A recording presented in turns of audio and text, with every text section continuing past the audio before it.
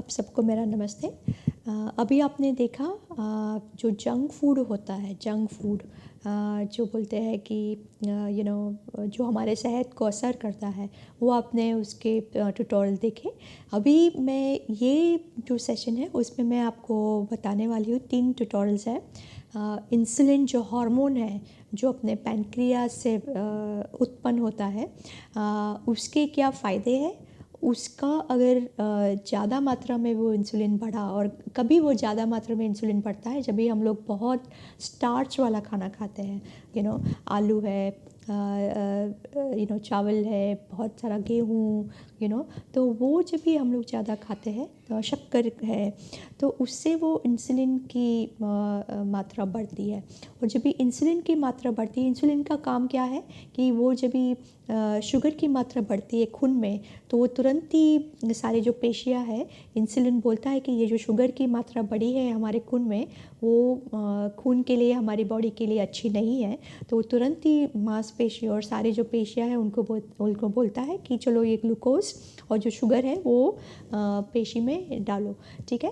तो कभी कभी क्या होता है कि जब भी हम बहुत मात्रा में ये सारा रिफाइंड स्टार्च लेते हैं, या रिफाइंड शुगर है, गुड़ है, मध है, तो उसमें क्या होगा प्रॉब्लम कि जो पेशियाँ होती है उसमें पूरी पेशियाँ वो शक्कर से भर जाती है। ठीक है। और जब भी वो भर जाती है तो इंसुलिन की मात्रा धीरे धीरे बढ़ती है, क्योंकि जो नॉर्मल इंसुलिन जो काम कर रहा था, अभी वो इंसुलिन काम नहीं कर रहा है और इंसुलिन की मात्रा बढ़ रही है। इसको हम लोग इंसुलिन रेजिस्टेंट बोलते हैं। ठीक है। तो ये इंसुलिन रेजिस्टेंट को आपको डेफिनेटली कुछ भी करके आपको रोकना है, क्योंकि जैसे वो इंसुलिन की मात्रा बढ़ेगी, इंसुलिन रेजिस्टेंट बढ़ेगा, तो blood pressure, diabetes, heart problem, हृदय का प्रॉब्लम, बहुत सारे प्रॉब्लम्स जो है, कौन से प्रॉब्लम्स जो मैं आपको ट्यूटोरियल में दिखाऊंगी। लेकिन ध्यान में रहे कि हम लोग को इंसुलिन की मात्रा जितनी हो सके, आपको जितना नॉर्मल रख सके उतना आपको बहुत ध्यान में क्या खाना है क्या नहीं खाना है वो आपको ध्यान में रखना है। ठीक है। तो ये तो हो गया आपका इंसुलिन रेजिस्टेंट का ट्यूटोरियल। दूसरा एक ट्यूटोरियल जो है वो है ये जो इंसुलिन जब भी बढ़ता है हमारे बॉडी में, तो उसके क्या क्या असर हो सकते हैं, क्या क्या उसके नुकसान होते हैं। ठीक है। तो ये आपको ये 3 ट्यूटोरियल है वो अडल्ट न्यूट्रिशन के लिए भी इम्पॉर्टेंट है और बच्चों के लिए भी इम्पॉर्टेंट है, क्योंकि आजकल हम देख रहे हैं कि जो हमारा जो CNNS रिपोर्ट आया हुआ है, जो मिनिस्ट्री ऑफ हेल्थ से बहुत सारे बच्चों का ब्लड टेस्ट किया हुआ है, तो उसमें हमें पता चला है कि जो 5 से 9 साल के बच्चे हैं उसमें लगभग 9% बच्चों को प्री डायबिटीज़ है, ऑलरेडी प्री डायबिटीज़ है। ठीक है। और लगभग 34% बच्चे हैं जिसमें ट्राइग्लिसराइड करके एक चर्बी है, अच्छी वाली चर्बी नहीं है, वो खून में उसकी मात्रा ज़्यादा है। उसका मतलब ये है कि वो बच्चों कि कलेजी में ज़्यादा ट्राइग्लिसराइड लेवल है, उसमें ज़्यादा वसा है। ठीक है। वो वसा कलेजी में होना बहुत ख़तरनाक है। ठीक है। तो इसीलिए हम लोगों ने ये 4-5 ट्यूटोरियल आपके लिए बनाए हैं, क्योंकि हम लोग को बच्चों को ऐसा खाना देना है जिससे वो इंसुलिन की मात्रा ज़्यादा ना बढ़े। ठीक है।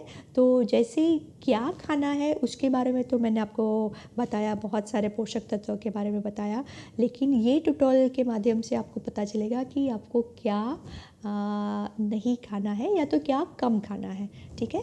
प्रोटीन पे बहुत ज़्यादा ध्यान देना है आपको। प्रोटीन जैसे आपने देखा ही हुआ है, सबसे ज़्यादा प्रोटीन हमारे बॉडी के लिए बहुत ही इम्पोर्टेंट है। दूसरा वसा, कौन सा वसा खाना चाहिए, अच्छा वाला वसा खाना चाहिए, और कार्बोहाइड्रेट कितना होना चाहिए खाने में, वो भी हम लोगों ने ये ट्यूटोरियल के माध्यम में बताया कि ज़्यादा कार्बोहाइड्रेट खाने से क्या असर हो सकता है। ठीक है। धन्यवाद। इन्सुलिनचे महत्त्व यावरील स्पोकन ट्युटोरियलमध्ये आपलं स्वागत आहे. या ट्युटोरियलमध्ये आपण पाहणार आहोत स्वादुपिंडातून इन्सुलिनचा स्त्राव, शरीरात इन्सुलिनची भूमिका. इन्सुलिन हा एक महत्त्वाचा हार्मोन आहे.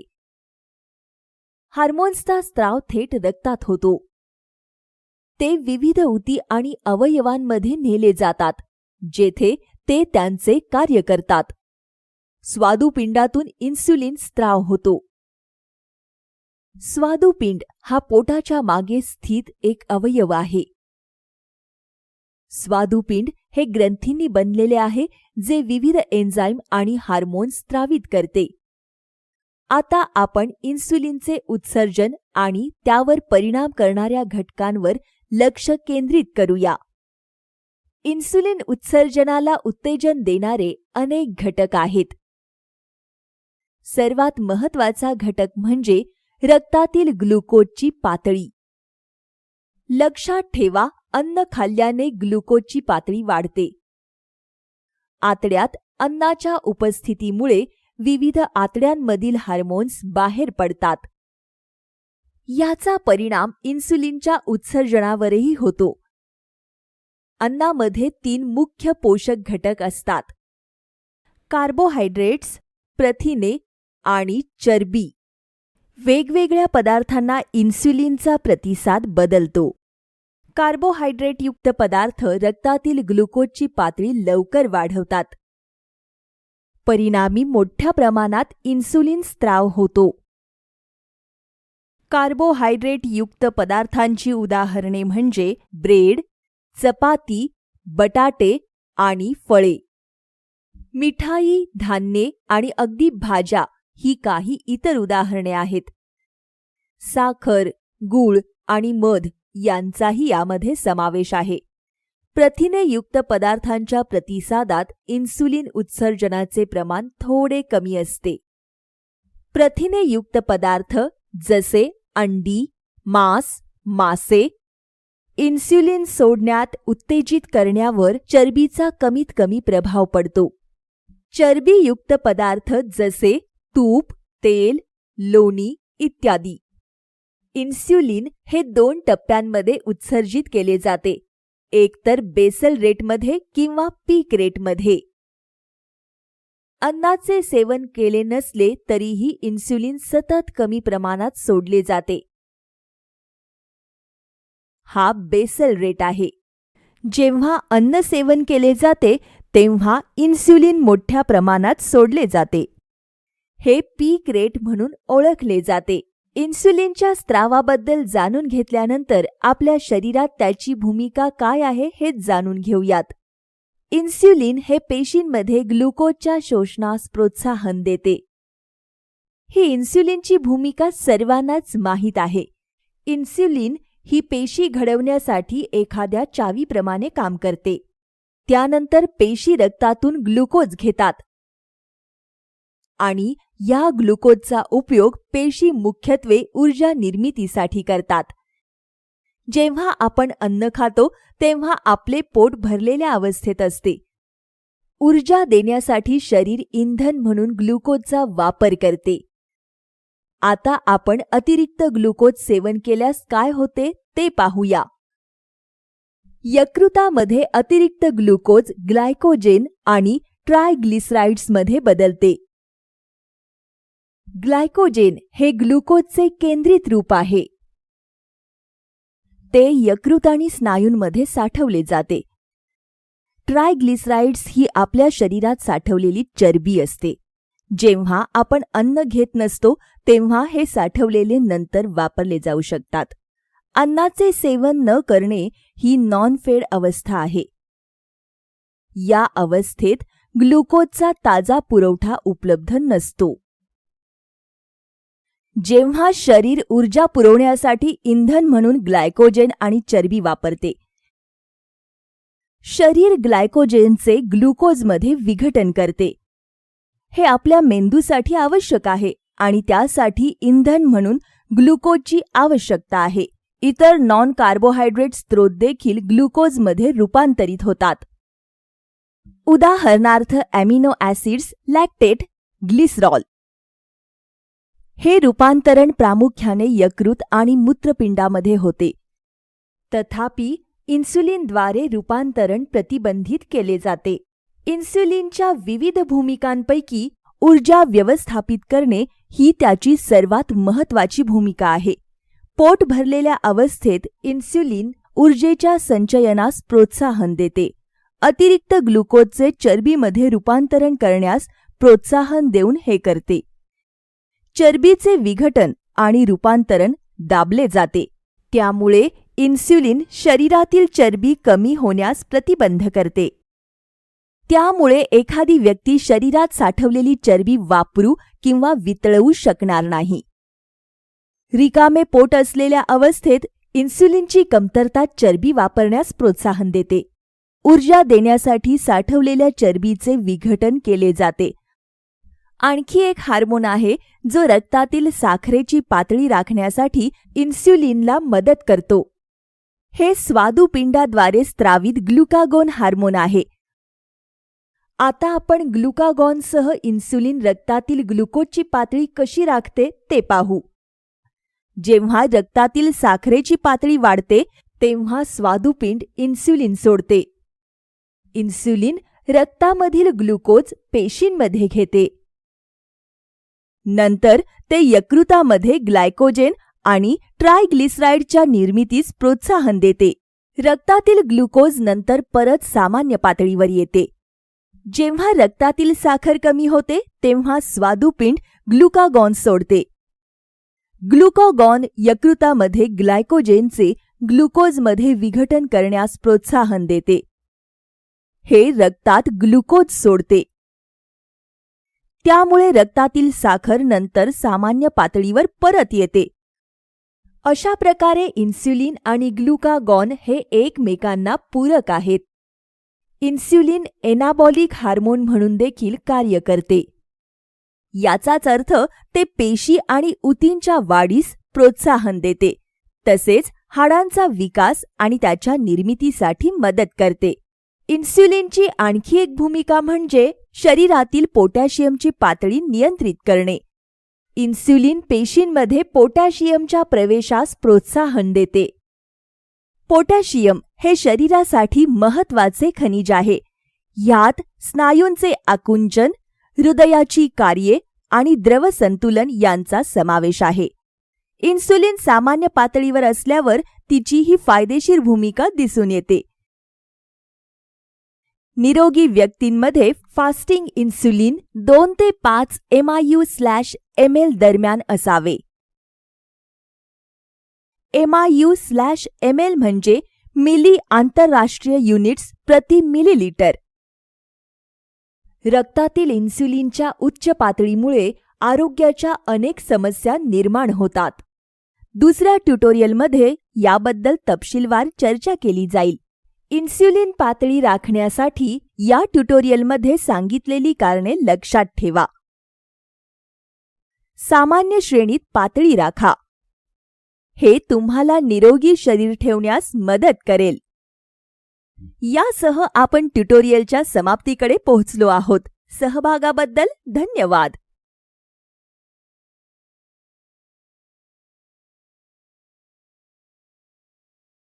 इन्सुलिन रेझिस्टन्सचा परिचय यावरील स्पोकन ट्युटोरियलमध्ये आपलं स्वागत आहे. या ट्युटोरियलमध्ये आपण पाहणार आहोत पेशींचा इन्सुलिनला सामान्य प्रतिसाद. जेव्हा इन्सुलिन रेझिस्टन्स असतो तेव्हा इन्सुलिनच्या प्रतिसादात बदल होतो. मधुमेहाची पारंपरिक व्याख्या. मधुमेहाचे मूळ कारण. चला सुरुवात करूया. जगण्यासाठी आणि वाढीसाठी आपल्या शरीराला ऊर्जेची गरज असते. ग्लुकोज हा मानवासाठी ऊर्जेचा एक सोयीस्कर स्रोत आहे. ग्लुकोजचे अनेक रेणू स्टार्च बनवतात.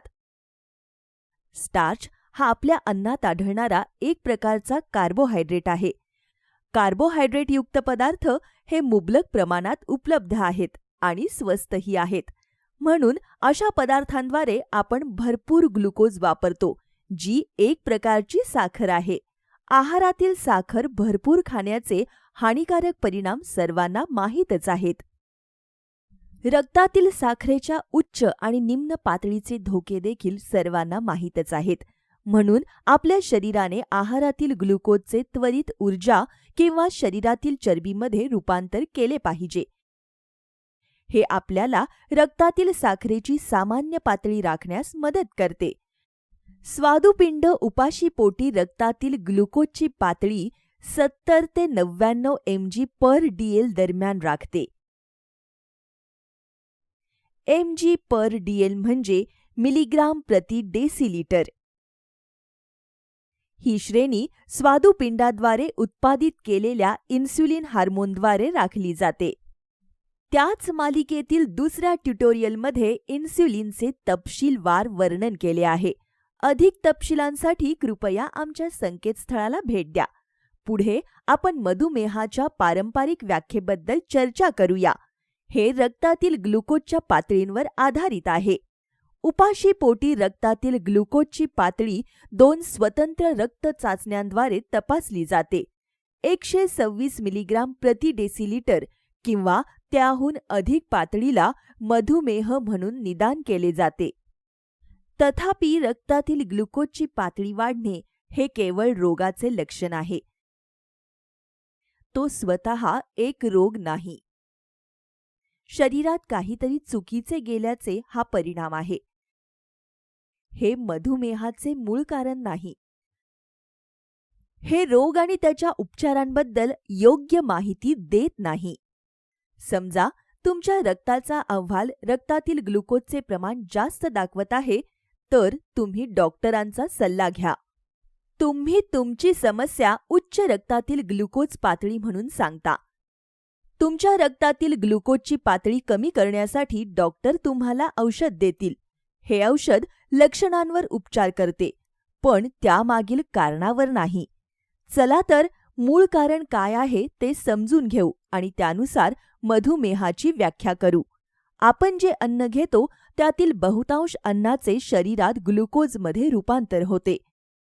हे ग्लुकोज आपल्या रक्तप्रवाहात प्रवेश करते. रक्तातील ग्लुकोजचे ऊर्जेत रूपांतर होण्यासाठी पेशींमध्ये प्रवेश करावा लागतो. पेशींमध्ये पातळ त्वचा असते जी ग्लुकोजसारख्या रेणूंना प्रवेश देते आणि बाहेर पडू देते. पेशीमध्ये ग्लुकोज प्रवेशासाठी इन्सुलिनची मदत आवश्यक असते. इन्सुलिन पेशींमध्ये पातळ त्वचा असलेल्या इन्सुलिन रिसेप्टर्सवर बसते. यामुळे घटनांची साखळी सुरू होते, ज्यामुळे ग्लुकोज पेशीमध्ये प्रवेश करते. इन्सुलिन नसल्यास ग्लुकोज पेशींमध्ये प्रवेश करू शकत नाही. जर पेशी इन्सुलिन संकेताला चांगला प्रतिसाद देत नसतील तर ते देखील प्रवेश करणार नाही. ग्लुकोज पेशींमध्ये प्रवेश करत नसल्यास शरीराला पुरेशी ऊर्जा मिळणार नाही. ग्लुकोज रक्तात राहील. आपण रक्त अहवाल पाहतो की यामुळे रक्तातील ग्लुकोजची पातळी वाढेल. त्यामुळे ग्लुकोज पेशींमध्ये प्रवेश करू शकत नाही. हे मधुमेहाचे मूळ कारण आहे. आता या मूळ कारणाच्या आधारे मधुमेह समजून घेऊ आणि त्याची व्याख्या करू. जर ग्लुकोजच्या प्रवेशाची यंत्रणा बिघडलेली असेल तर एखाद्या व्यक्तीला मधुमेह होतो. ती प्रभावीपणे व कार्यक्षमतेने पार पाडली जात नाही. जुन्या परिभाषेत सांगायचे तर इन्सुलिनने अजिबात भूमिका बजावली नाही. तरी देखील इन्सुलिन हे खूप महत्त्वाचे आहे. आता इन्सुलिन आणि ग्लुकोज एकाग्रता यांच्यातील संबंधावर चर्चा करूया. समजा तुमच्या उपाशीपोटी रक्तातील ग्लुकोजची पातळी 70 ml/dl आहे. तुमची उपाशीपोटी इन्सुलिनची पातळी 5 युनिट्स आहे. तथापि काही कारणास्तव ते पेशींमध्ये ग्लुकोज ढकलण्यास सक्षम नाही. हे तुमच्या उपाशीपोटी रक्तातील ग्लुकोजची पातळी 70 वरून 75 पर्यंत वाढवेल. तर 70 ची ग्लुकोज पातळी राखण्यासाठी इन्सुलिनचे 5 युनिट्स पुरेसे नाहीत. त्यामुळे स्वादुपिंड 6 युनिट्स इन्सुलिन तयार करेल. हे पेशींमध्ये तात्पुरते थोडे अधिक ग्लुकोज ढकलेल. रक्तातील साखरेची पातळी 70च्या सामान्य पातळीपर्यंत खाली येईल. तथापि ग्लुकोजच्या प्रवेशाच्या यंत्रणेमध्ये अजूनही समस्या आहे. इथून पुढे ते आणखीनच खराब होत राहतील. लवकरच इन्सुलिनची 6 युनिट्स ग्लुकोजची पातळी 70 वर ठेवण्यासाठी ते पुरेसे नसतील. त्यामुळे स्वादुपिंड हे इन्स्युलिनची अधिक युनिट स्त्राव करत राहील. हे ग्लुकोजची पातळी 70वर ठेवण्यास व्यवस्थापित करेल. ते 80 पर्यंत वाढू शकते, परंतु तरीही ते स्वीकार्य मर्यादेत असेल. इन्स्युलिनच्या उपस्थितीसाठी पेशी संवेदनशील नाहीत. ते इन्स्युलिनच्या प्रभावाचा प्रतिकार करते आणि ग्लुकोजला पेशीमध्ये प्रवेश करू देत नाही. या प्रक्रियेला इन्स्युलिन रेझिस्टन्स म्हणतात. इन्स्युलिनच्या रेझिस्टन्सला स्वादुपिंडाचा प्रतिसाद म्हणजे इन्स्युलिनची अधिक युनिट्स तयार करणे. हे ग्लुकोजची पातळी सामान्य श्रेणीत ठेवण्यासाठी आहे.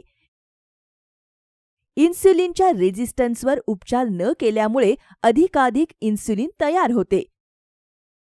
लवकरच इन्स्युलिनची उच्च पातळी देखील सामान्य ग्लुकोज पातळी ठेवण्यास सक्षम नाही.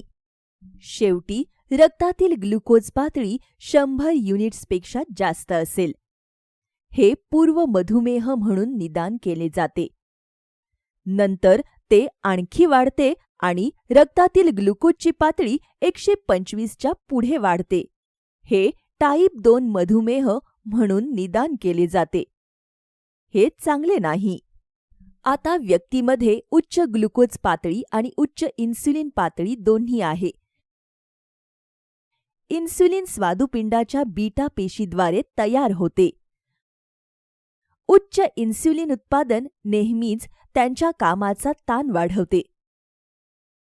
असं म्हणता येईल, शरीर 5 ऐवजी 15 युनिट बनवत आहे. हे करण्यासाठी बीटा पेशी सामान्यपेक्षा 3 पट अधिक काम करतात. बीटा पेशी ह्या कामाचे ओझे जास्त काळ टिकवू शकत नाहीत. शेवटी ते मरतील. तसेच इन्स्युलिनच्या उच्च पातळीचे शरीरावर इतर अनेक हानिकारक परिणाम होतात.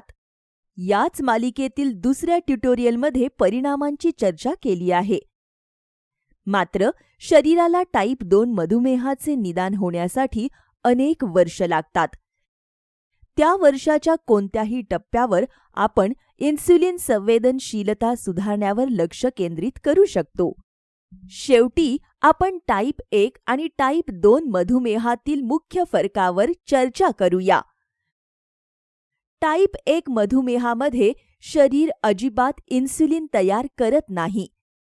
इन्स्युलिनशिवाय ग्लुकोज पेशींमध्ये प्रवेश करत नाही. शरीराला पुरेशी ऊर्जा मिळत नाही. इन्स्युलिन बाहेरून इंजेक्ट केले जाते.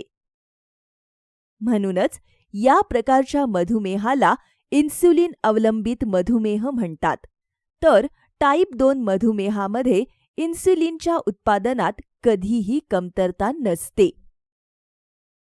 इन्स्युलिनच्या रेझिस्टन्समुळे शरीर पुरेसे किंवा जास्त इन्स्युलिन तयार करते. बीटा पेशींद्वारे तयार होणारे इन्स्युलिन शरीर योग्यरित्या वापरण्यास सक्षम नाही.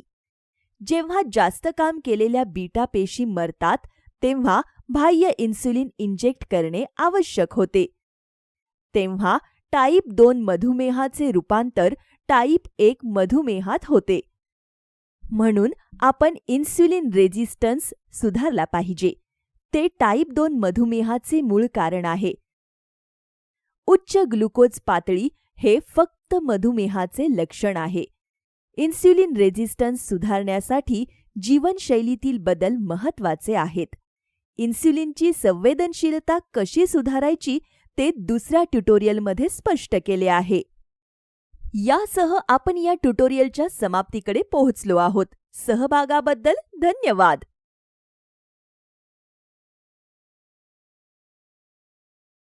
शरीरात इन्स्युलिनच्या उच्च पातळीचे परिणाम यावरील स्पोकन ट्युटोरियलमध्ये आपले स्वागत आहे.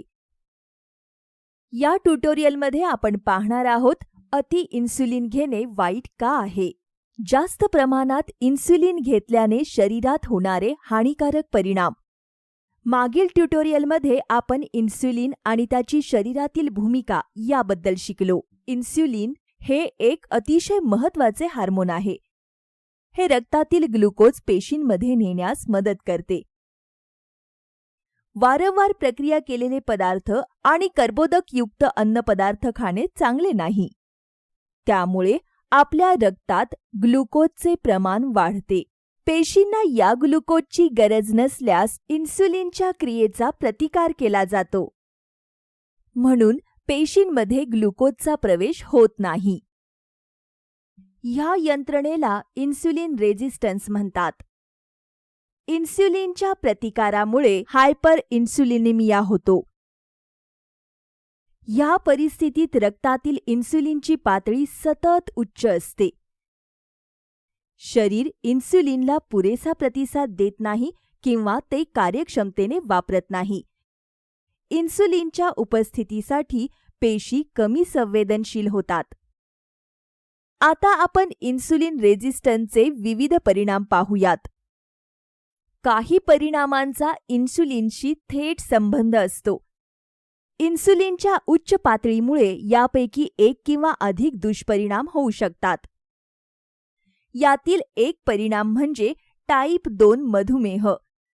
तो कसा वाढतो ते पाहूया. इन्सुलिनच्या रेझिस्टन्सच्या सुरुवातीच्या टप्प्यात रक्तातील साखर सामान्य राहते. जेव्हा पेशी ग्लुकोज कार्यक्षमतेने घेऊ शकत नाहीत तेव्हा इन्सुलिनची पातळी वाढते. एकदा का इन्सुलिनची पातळी वाढली की अधिक प्रमाणात ग्लुकोज पेशींमध्ये ढकलले जाते. परिणामी रक्तातील ग्लुकोजच्या पातळ्या सामान्य पातळींवर राखल्या जातात. रक्तातील इन्सुलिनची पातळी तपासली नाही तर हा टप्पा चुकू शकतो. रक्तातील साखरेची पातळी अजूनही सामान्य असेल. बऱ्याच वर्षानंतर इन्सुलिनचा प्रतिकार तीव्र होतो.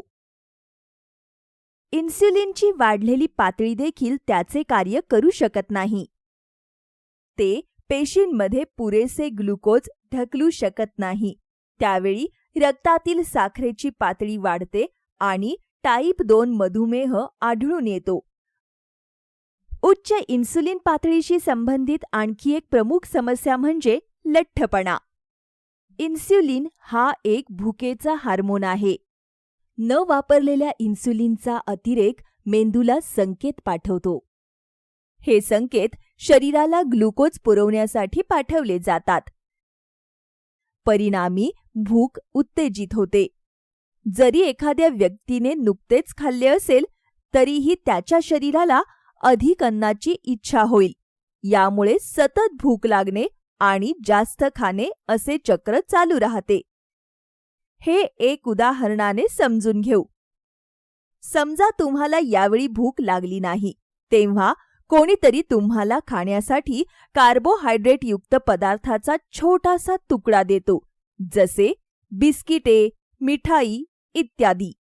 ते खाल्ल्यानंतर तुमच्या रक्तातील साखरेची पातळी आणि नंतर तुमच्या इन्सुलिनची पातळी वाढेल.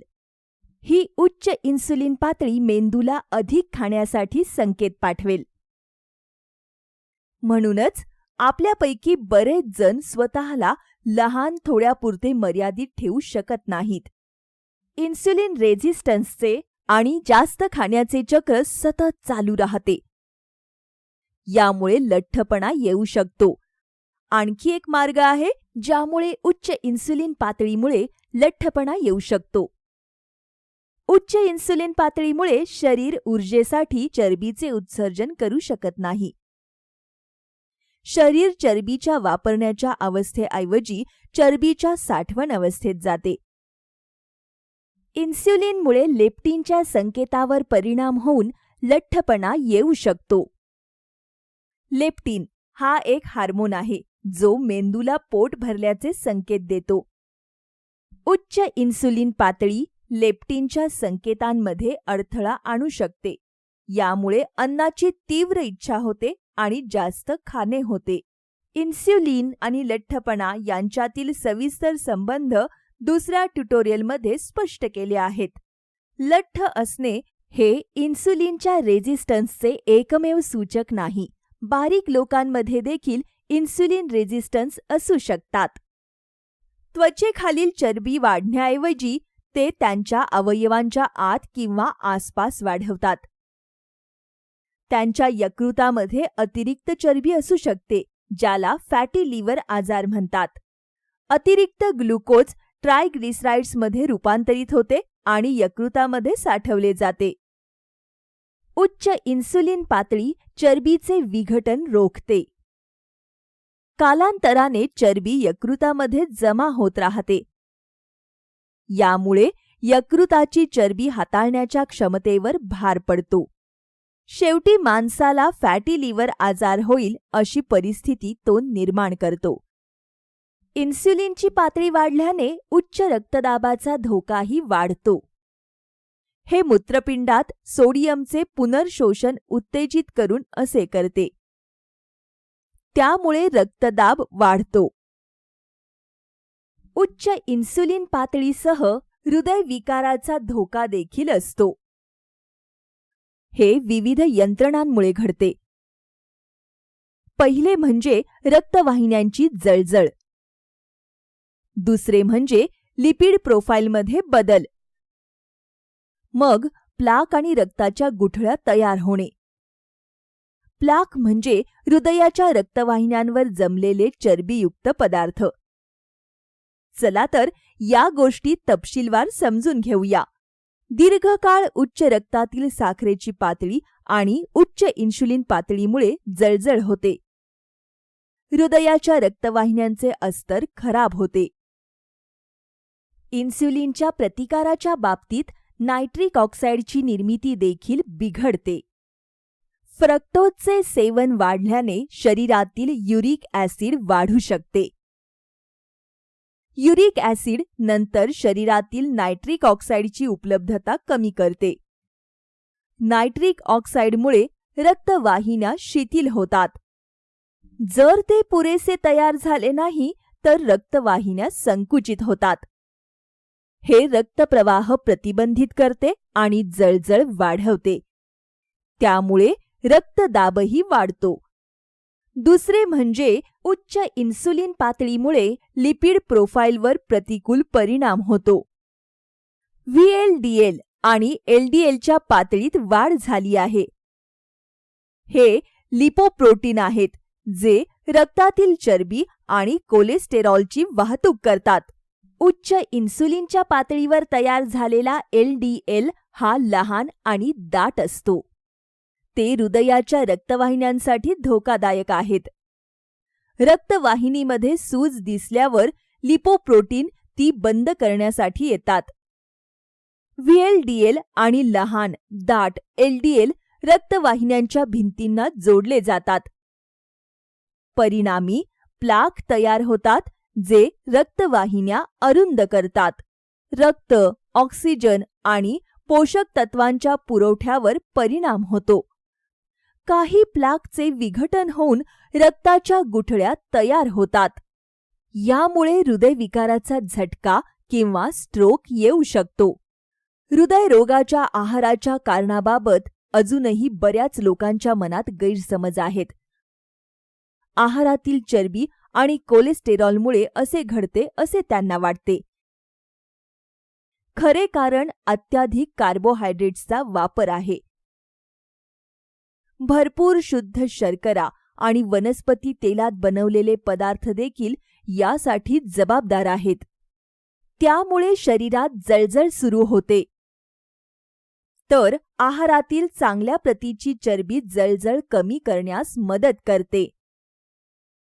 चांगल्या दर्जाच्या चरबीची उदाहरणे म्हणजे खोबरेल तेल, तूप, लोणी, मासे, काजू. उच्च इन्सुलिन पातळी देखील पेशींच्या वृद्धत्वास गती देते. यामुळे आयुष्याची आयुर्मर्यादा कमी होते. अशा लोकांमध्ये अल्झायमर होण्याचा धोका असतो. अल्झायमर हा मेंदूचा एक आजार आहे ज्याचा परिणाम स्मरणशक्ती आणि मानसिक कार्यांवर होतो. आपल्याला माहीत आहे की इन्सुलिन हे ॲनाबॉलिक हार्मोन आहे. हे पेशींचे उत्पादन वाढवते आणि पेशीचा मृत्यू कमी करते. पण इन्सुलिनची पातळी जास्त असल्यास ते कर्करोगाच्या पेशींच्या वाढीस चालना देऊ शकते. उच्च इन्सुलिन पातळी आणि थायरॉइड डिसफंक्शन यांच्यात देखील एक संबंध आहे. उच्च इन्सुलिन पातळी T4 ते T3 चे रूपांतरण प्रभावित करते.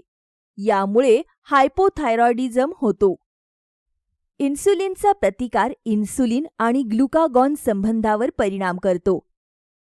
आता निरोगी व्यक्तींमध्ये इन्सुलिन आणि ग्लुकागॉनचा संबंध पाहू. जेव्हा रक्तातील साखरेची पातळी जास्त असते तेव्हा स्वादुपिंड इन्शुलिन सोडते. हे पेशींना ग्लुकोज घेण्यास आणि रक्तातील साखरेची पातळी कमी करण्यास मदत करते. जेव्हा रक्तातील साखरेची पातळी कमी होते तेव्हा स्वादुपिंडाद्वारे ग्लुकागॉन सोडले जाते. ते रक्तात ग्लुकोज सोडण्यासाठी ग्लायकोजेनचे विघटन करण्यासाठी यकृतावर कार्य करते. ग्लुकागॉन साखरेची पातळी अतिशय कमी होण्यापासून प्रतिबंधित करते. अशा प्रकारे ग्लुकागॉन आणि इन्सुलिन पूरक पद्धतीने कार्य करतात. ते निरोगी लोकांमध्ये रक्तातील साखरेची पातळी इष्ट मर्यादेत संतुलित करतात. इन्सुलिन रेझिस्टन्स असलेल्या लोकांमध्ये हा संबंध बिघडला आहे. अशा लोकांमध्ये स्वादुपिंड ग्लुकागॉन सोडणे थांबवत नाही. हे पुढे ग्लायकोजेनमधून अधिक ग्लुकोज सोडते. त्यामुळे रक्तातील साखरेची पातळी वाढते. या व्यतिरिक्त उच्च इन्सुलिन पातळी अप्रत्यक्षपणे इतर आरोग्याच्या समस्या निर्माण करते. उदाहरणार्थ फॅटी लिव्हर, ऑस्टिओपोरोसिस, तणाव, मूत्रपिंड निकामी होणे, सांध्यांमध्ये वेदना आणि ताठरता देखील येऊ शकते. इतर परिणाम आहेत जसे डोळ्यांच्या रक्तवाहिन्यांचे नुकसान आणि मोतीबिंदू. हे नसांना देखील इजा करू शकते, ज्यामुळे हात आणि पाय सुन्न होतात आणि मुंग्या येतात. जास्त इन्सुलिन देखील पॉलिसिस्टिक ओव्हेरियन सिंड्रोममध्ये योगदान देते, ज्याला PCOS म्हणून ओळखले जाते. उच्च इन्सुलिन पातळीमुळे पुरुष हार्मोन्सचे उत्पादन जास्त होते. असामान्य हार्मोनची पातळी फॉलिकल्स योग्यरित्या वाढ होण्यापासून रोखते. ते परिपक्व करण्यास आणि अंडी देण्यास असमर्थ आहेत. परिणामी हे अपरिपक्व फॉलिकल्स अंडाशयात जमा होतात. याचा महिलांच्या अंडमोचन आणि प्रजनन क्षमतेवर परिणाम होतो. उच्च इन्सुलिन पातळीमुळे लैंगिक हार्मोन्सचे उत्पादन देखील प्रभावित होते. उच्च इन्सुलिन पातळीची इतर काही लक्षणे आहेत, जसे वारंवार किंवा सतत भूक लागणे, थकवा जाणवणे, गोंधळ होणे, आम्लपित्त इत्यादी. मान आणि काखेच्या भागात चामखीळ आणि चट्टे हे देखील एक लक्षण आहे. बिघडलेले फुफ्फुसाचे कार्य आणि वाढलेले श्वसन संक्रमण ही इतर उदाहरणे आहेत.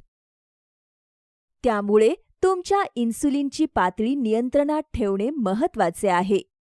हे सर्व हानिकारक परिणाम दिसण्यापूर्वी इन्सुलिनची पातळी तपासली जाऊ शकते. फास्टिंग इन्सुलिनसाठी रक्त तपासणी करावी. निरोगी व्यक्तींमध्ये फास्टिंग इन्सुलिन हे 2 ते 5 MIU/ml दरम्यान असावे. MIU/ml म्हणजे मिली आंतरराष्ट्रीय युनिट्स प्रति मिलीलिटर.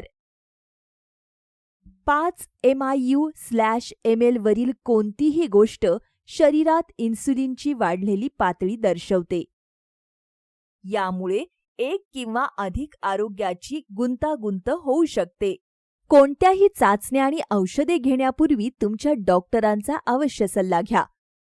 यासह आपण ट्युटोरियलच्या समाप्तीकडे पोहोचलो आहोत. सहभागाबद्दल धन्यवाद.